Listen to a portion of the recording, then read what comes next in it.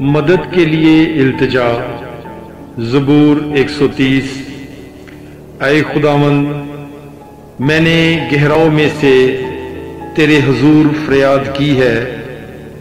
اے خداوند، میری آواز سن لے، میری التجا کی آواز پر تیرے کان لگے رہیں۔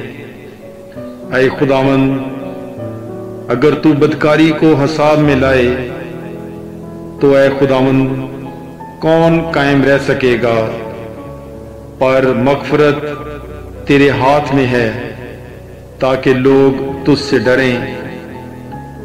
میں خداوند کا انتظار کرتا ہوں، میری جان منتظر ہے اور مجھے اس کے کلام پر اعتماد ہے۔ صبح کا انتظار کرنے والوں سے زیادہ، ہاں صبح کا انتظار کرنے والوں سے کہیں زیادہ میری جان خداوند کی منتظر ہے۔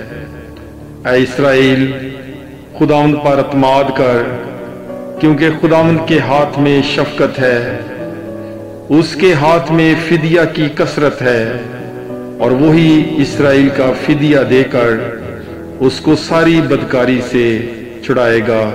آمین۔ Bible is life. God bless you.